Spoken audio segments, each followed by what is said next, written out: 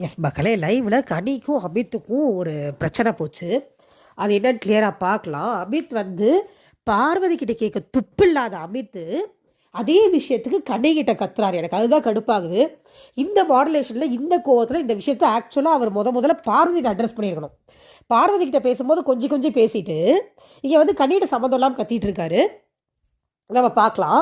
என்ன பண்ணிட்டு இருக்காங்க, நேற்று நைட்டு இவங்க கனியும் அமித்தை கலாச்சிருக்காங்க. அமித்தும் கனியை கலாச்சிருக்காரு.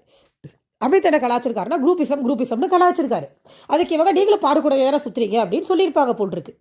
பாரு கூட சுத்துறேன்னு சொன்னா மட்டும் இவருக்கு என்னமோ பார்வதியை சைடில் வச்சுக்கிட்டு இருக்கிற மாதிரி ஒரு பிம்பம் கிரியேட் ஆயிரும். இதை இவர் ஏற்கனவே ஒரு தடவை பார்வதி கிட்ட சொல்லி பார்வதியை கேஸாலாம் எடுத்துட்டு வந்து அந்த இடத்துல அது போயிடுச்சு. இப்போ வந்து இவங்க கணேஷ் சொன்னது வந்து இவங்க குரூப்பிசம் சொன்னதுனால அவங்களும் குரூப்பிசம்ங்கிற மைண்ட் செட்டில் தான் சொல்லியிருக்காங்க. இவர் உடனே இல்லை அப்படி சொல்லாதீங்கன்னு சொல்லிட்டு சிரிச்சுக்கிட்டே சரி சரி சிரிச்சுக்கிட்டே சாரி சொல்லிட்டு போயிட்டாங்க. இப்போ இவருக்கு சிரிச்சுக்கிட்டே சாரி சொன்னது சரியில்லை, சீரியஸாக பேசணும் அப்படின்னா அதை அவர் உடனே பேசியிருந்திருக்கணும். அதையே விட்டுட்டு இன்னைக்கு காலையில் மறுபடியும் ஏதோ காமெடி பண்ணும்போது மூஞ்சியை காமிச்சிருந்திருக்காரு.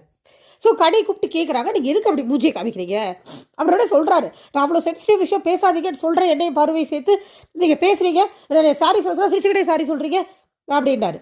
அது கடை கேட்குறாங்க, எங்க சிரிச்சுக்கிட்டே சாரி சொல்லக்கூடாது, அதுக்கு நேற்றே சொல்ல வேண்டியதானே என்கிட்ட, சீரியஸான இஷ்யூன்னு சொல்ல வேண்டியதானே, நீங்கள் என்னை குரூப்பிசம் சொன்னீங்க, அதே மாதிரி நானும் உங்களுக்கு குரூப்பிசம்ங்கிற இதில் தான் மைண்ட் செட்டில் தான் சொன்னேன், நான் எங்கே தப்பாக பேச போகிறேன் அப்படின்னா, இல்லை நான் தான் சொல்கிறேன்ல இந்த விஷயம், நான் எஃப்ஜே கிட்டேயும் சொன்னேன், எஃப்ஜே சாரின்னு சொல்லிட்டு திருப்பி அதுக்கப்புறம் அதை பற்றி பேசவே இல்லை, ஆனால் நீங்கள் சாரி எப்படி சொல்கிறீங்க, சிரிச்சுக்கிட்டே கிண்டல் பண்ணுற மாதிரி சொல்கிறீங்க அப்படிங்கிறாரு.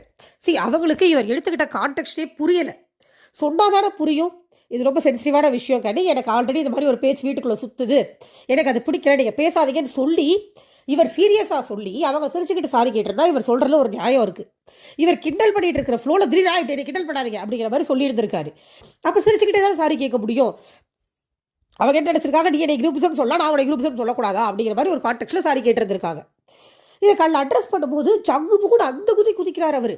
கனி தெளிவாக சொல்கிறாங்க, ஏங்க இதில் இப்படி ஒரு விஷயம் இருக்குங்கிறதே எனக்கு ஃபர்ஸ்ட் ஆஃப் ஆல் ரியலைஸ் ஆகலை, நான் சாதாரணமாக தான் சாரி கேட்டேன், நீங்கள் அப்புறம் காலையே மூஞ்சி காட்டுறீங்க, அது நேற்று நைட் எடுத்து இன்னைக்கு காலைல வரைக்கும் அவ்வளோ கேப் இருந்ததில்ல, நீங்கள் ஒரு ஒரு ஒரு எஃபர்ட் எடுத்து என்கிட்ட வந்து சொல்லியிருக்கலாம்ல, இந்த மாதிரி கிண்டல் பண்ணாதீங்க எனக்கு தப்பாக தெரிஞ்சு அப்படின்னா, அப்போ நீங்களும் எஃபர்ட் எடுத்து பேசியிருக்கலாம்ல அப்படின்னு எப்போ போல தொத்த காட்டினாரு.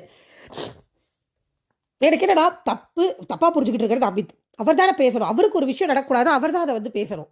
கனி எதுக்கு போய் பேசணும், அவங்க சாரி கேட்டாங்க, அது முடிஞ்சிருச்சுன்னு நினச்சிக்கிட்டு இருந்திருக்காங்க. ஓகே, ஒரு விஷயம் நம்ம சொன்னோம், அவர் சாரி வேண்டான்னு சொன்னால் நம்ம சாரி கேட்டோம் முடிஞ்சுது அப்படின்னு நினச்சிட்டு இருந்திருக்காங்க. பட் இவர் வந்து அவர் அதையே சாரி வந்து அவருக்கு சரியாக வரலங்கிறதையும் மனசுக்குள்ளேயே வச்சுக்கிட்டாரு, இந்த விஷயத்தையும் மனசுக்குள்ளேயே வச்சுக்கிட்டு எதுவுமே எக்ஸ்பிளைன் பண்ணல.